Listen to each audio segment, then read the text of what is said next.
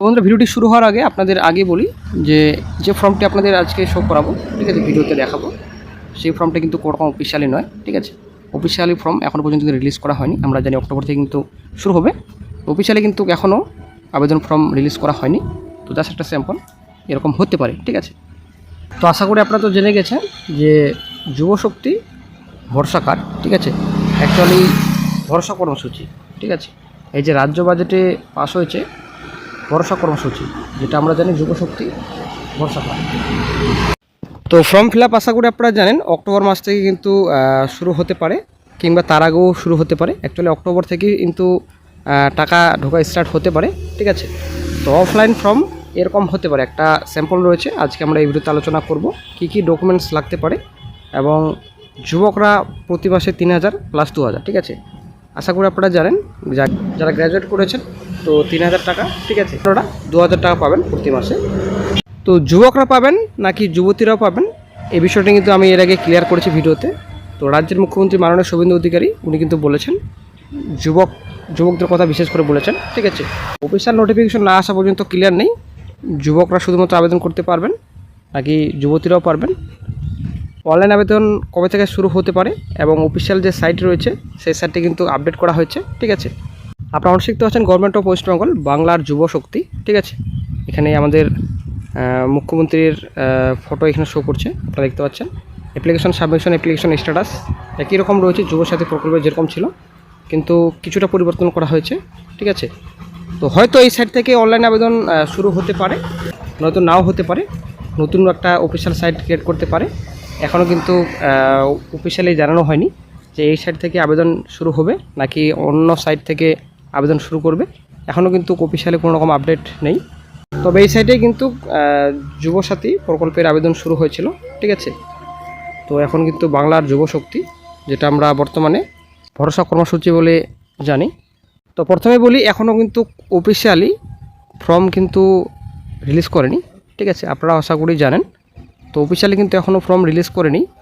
এটা কিন্তু জাস্ট একটা স্যাম্পল, ঠিক আছে, এরকম হতে পারে। তো পশ্চিমবঙ্গ সরকার শ্রম দপ্তর ভরসা কর্মসূচি, তো রাজ্য বাজেটে কিন্তু ভরসা কর্মসূচি বলা হয়েছে, ঠিক আছে। একটা পাসের ফটোগ্রাফ এখানে লাগবে, তারপর তারিখ, এখানে আবেদনপত্র নাম্বার, তারপর এখানে আপনাদের সম্পূর্ণ ডিটেলস। এমপ্লয়মেন্ট এক্সচেঞ্জ যদিও নাও লাগতে পারে, এটা কিন্তু অপশনাল থাকতে পারে, ঠিক আছে। এবং এখানে ভরসা কর্মসূচির অধীনে মাসিক 3000 টাকা বেকার ভাতা, এখানে সম্পূর্ণ ডিটেলস বলা হয়েছে। তো এটা জাস্ট একটা স্যাম্পল, ঠিক আছে। তো অ্যাপ্লিকেশন যে ফরম্যাট রয়েছে সেটা কিন্তু তার জন্য কিন্তু একটা স্যাম্পল বানানো হয়েছে।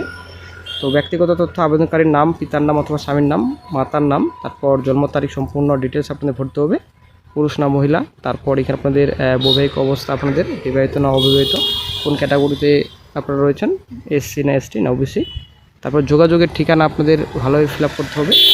যদি অফলাইনে ফর্ম ফিল আপ হয় তো কিছুটা হয়তো এরকমই ফর্ম থাকতে পারে, ঠিক আছে। আধার কার্ডের নাম্বার আপনাদের লাগবে, অবশ্যই আধার কার্ডের জেরক্স লাগবে। তো এখানে লাস্ট পার্ট রয়েছে এমপ্লয়মেন্ট ব্যাংকের বিবরণ, যদিও এটা অপশনাল হতে পারে। এখনও কিন্তু অফিসিয়ালি ডিক্লেয়ার হয়নি যে এমপ্লয়মেন্ট ব্যাংকের নাম নথিভুক্ত থাকতে হবে, এখনও পর্যন্ত কিন্তু কোনো রকম ডিক্লেয়ার হয়নি।